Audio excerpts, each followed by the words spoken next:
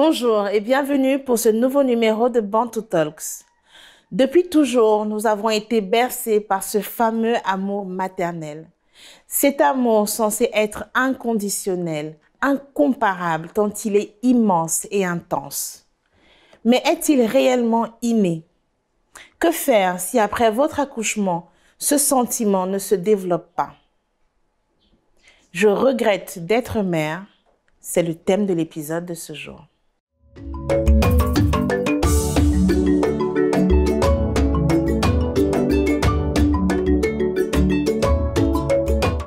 Bonjour Agnès. Bonjour Grace. Merci d'être là. Merci d'avoir accepté mon invitation. Enfin, je suis très émue déjà, ça s'entend dès le départ parce que je suis très curieuse en fait de découvrir ton témoignage. Je mesure en fait comment dirais-je? Oui, ça se comprend. Ouais. Surtout dans la mesure où j'imagine que vous êtes maman, vous n'arrivez pas à concevoir que une autre maman puisse regretter d'avoir cette grâce-là.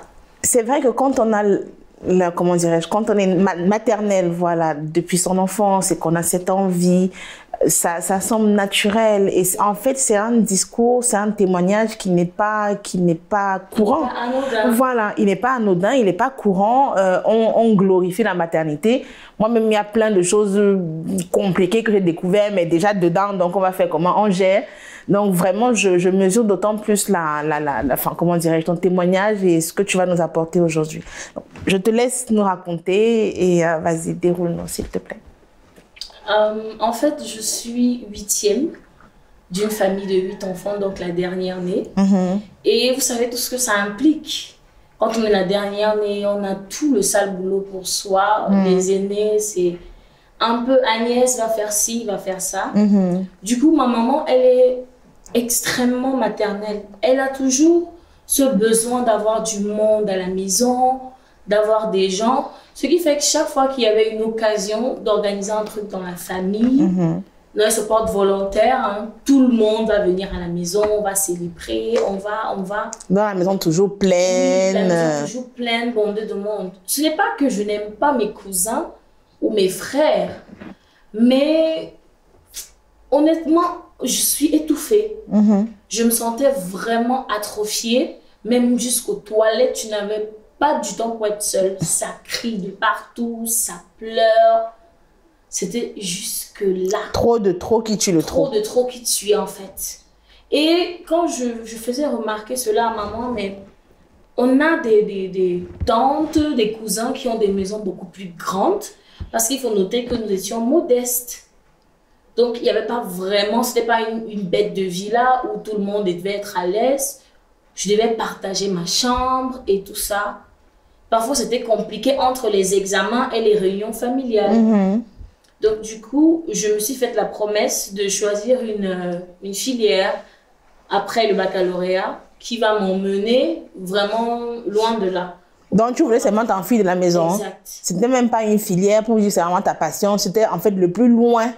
Non, vraiment, je voulais choisir quelque chose que je vais aimer. Ouais. Mais dans une ville autre. D'une pierre deux coups. Exactement. Pouvoir être à l'aise et me concentrer parce que c'est difficile.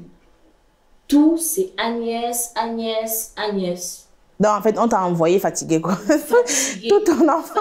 On t'a envoyé partout, monter, descendre, tu en avais ta claque. J'en avais par-dessus. Je comprends.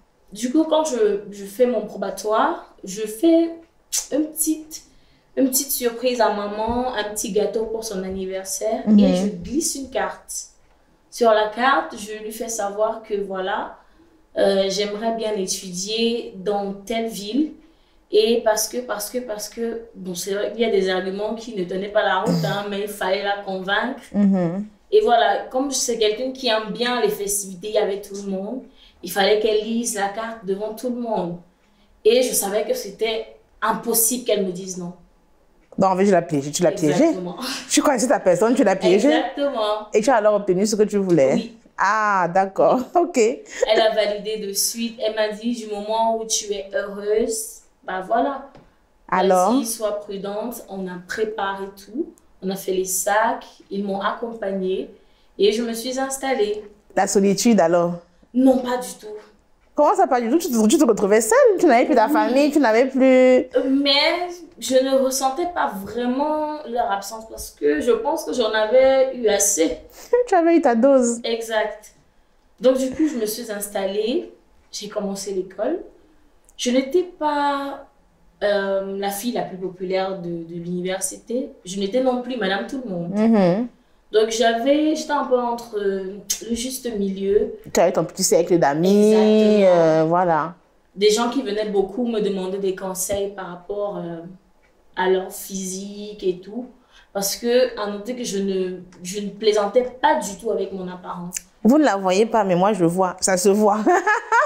Donc, du coup, j'aime bien me mettre à l'aise. J'aime bien que, voilà, tout est en place comme il faut. On flic. Exactly. OK. Donc, du coup, j'avais des camarades qui venaient tout le temps me demander des conseils. Et je me suis dit, pourquoi pas? Puisque j'adore la lecture, je me documentais sur ça. Je suivais des personnalités qui font des coachings en personnel. Et puis, j'ai commencé à acheter des produits de l'extérieur qui permettaient de faire perdre du ventre, le gras du poids, certains conseils diététiques. Et voilà comment le petit business commence. D'accord. Ça prend de l'ampleur. Pendant les vacances, quand je vais soutenir ma licence, je fais un CV où je notifie bien que j'ai des connaissances en diététique. Juste une question, en fait, avant d'arriver là-bas. Tu nous dis que tu vas à l'université, tu t'installes toute seule. C'est la première fois que je te retrouve seule. Est-ce que tu regrettes, enfin, regretter peut-être un grand mot, mais est-ce que ta famille te manque? Ou alors, à ce moment-là, tu enjoy ta solitude que tu as toujours voulu depuis? Oui. Tu enjoy? À ce moment, je suis complètement au taquet. Heureuse de ouf. Parce que eux, je les appelle tout le temps, on est en contact. Mais j'ai vraiment cet espace dont j'avais besoin pour me concentrer. D'accord. Exactement. Ok, je comprends. Donc, du coup, je précise ça. Pourquoi? Parce que le profil recherché, je ne regarderai pas vraiment. Donc, je précise, je me dis, ça peut être un plus, qui sait, on peut me prendre parce que. Et ce qui a été le cas. D'accord. Je suis enchantée de travailler dans une grande entreprise. Voilà, ils ont des succursales un peu partout dans tout le pays. Et quand j'arrive, c'est le médecin de travail qui me reçoit. Okay. Il me dit, j'aimerais bien savoir ce que vous connaissez en diététique et conseils en image, confiance en soi.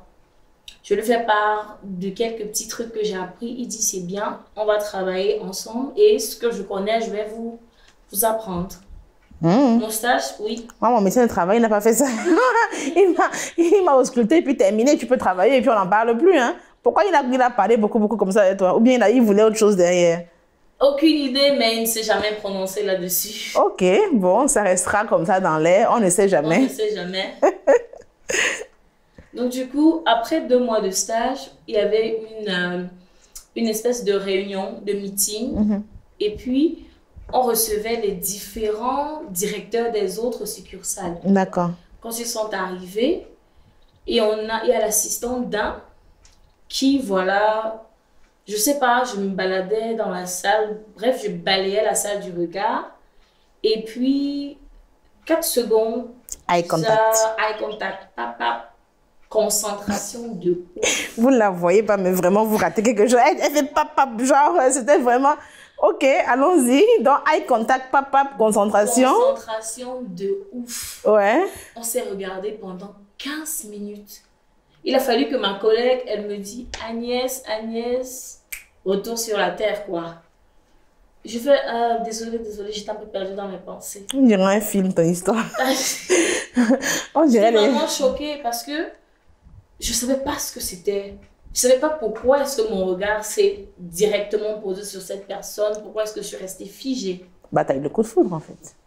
Et je ne savais pas qu'on appelait ça coup de foudre sur le moment.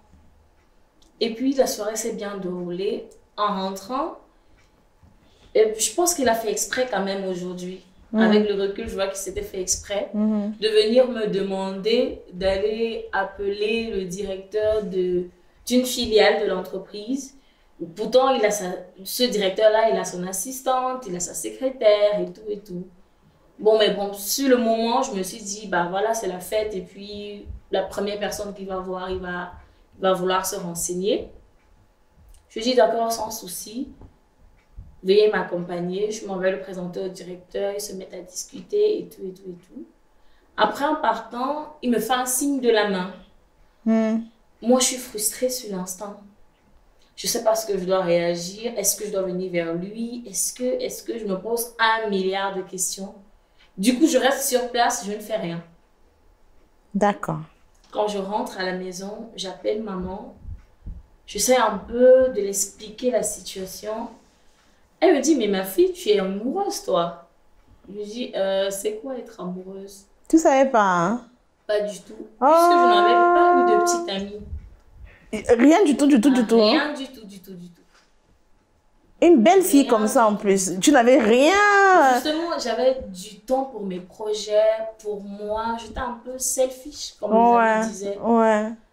Je n'accordais pas vraiment de l'importance à ces histoires. Je pensais qu'il fallait d'abord être bien accompli et puis peut-être plus tard penser à fonder quelque chose avec quelqu'un. Et du coup, alors ça se concrétise avec le beau gars de tac-tac, eye contact.